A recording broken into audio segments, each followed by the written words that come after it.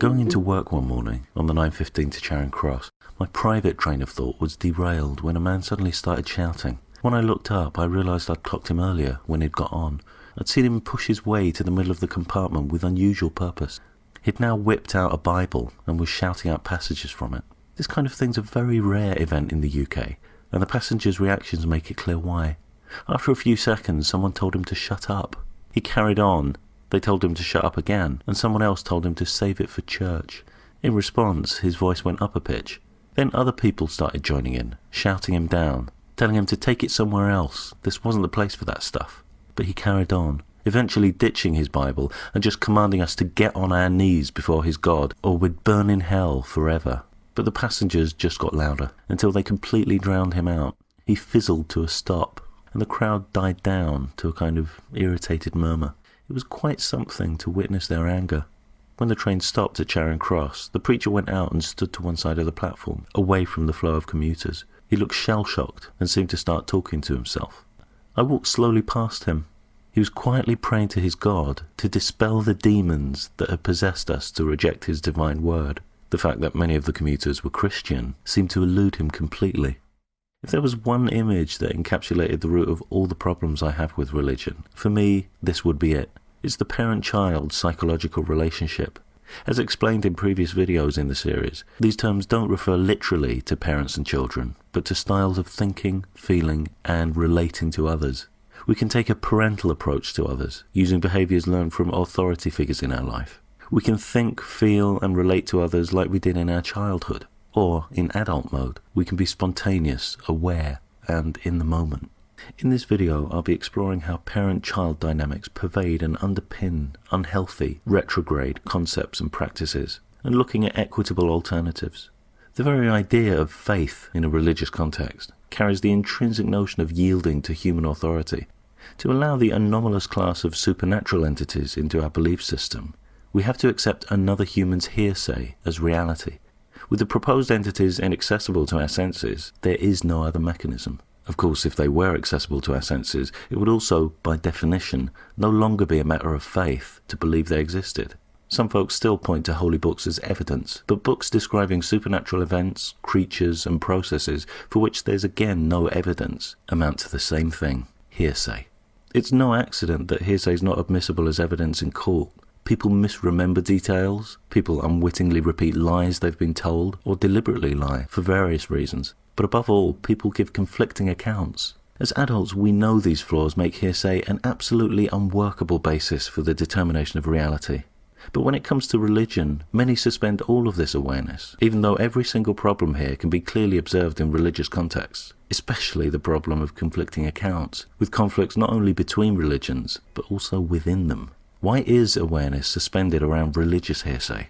It's no coincidence that religious indoctrination tends to take place in childhood, when not only are critical faculties not yet developed, but egocentricity is at an all-time high, consistent with the message that it was all put here for us.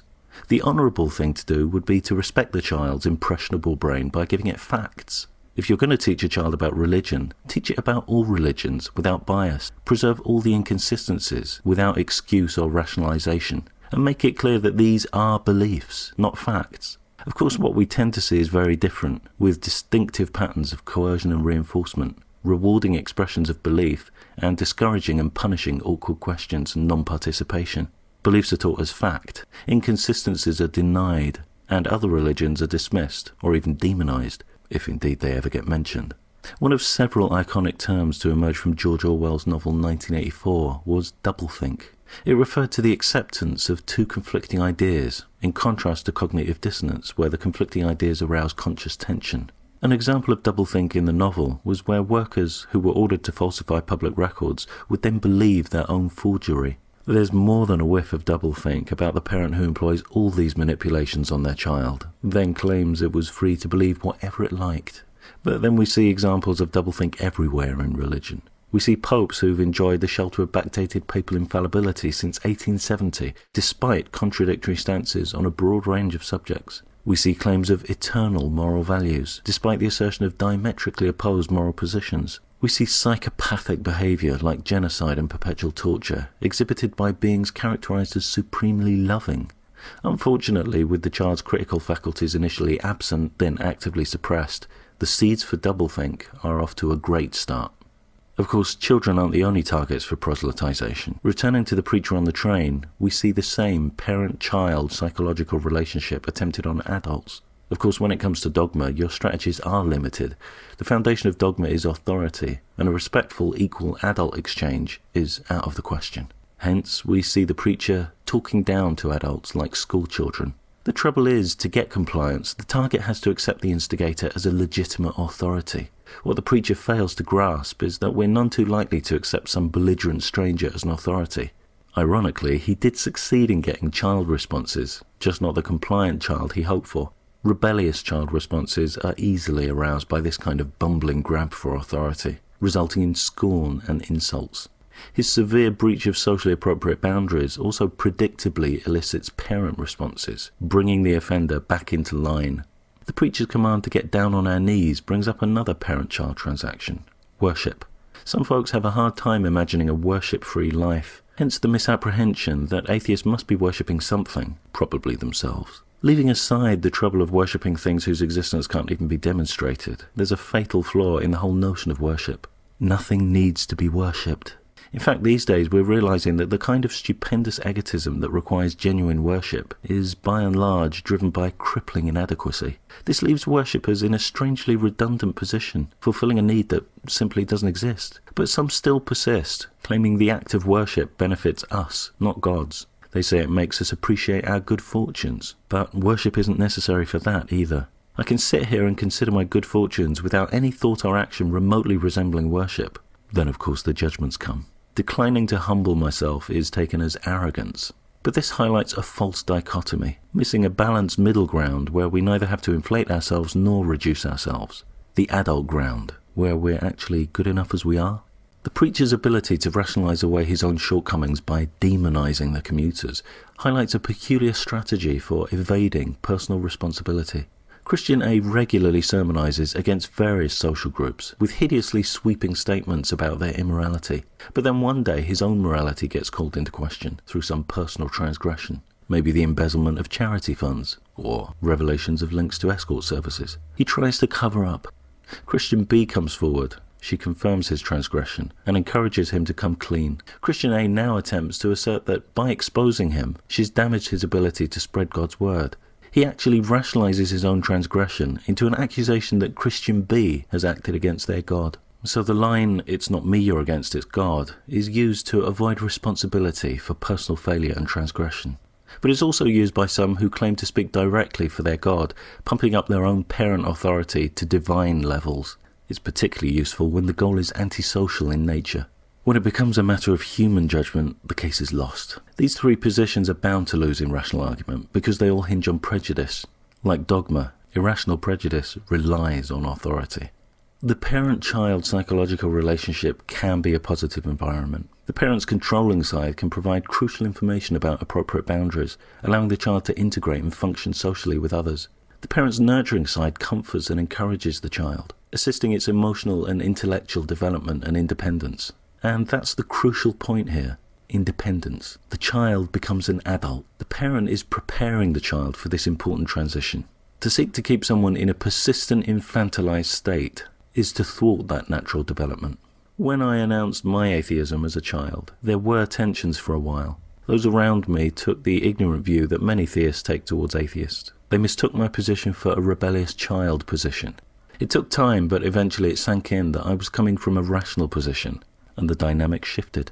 In adult life in the UK, religion's been a non-issue. Why?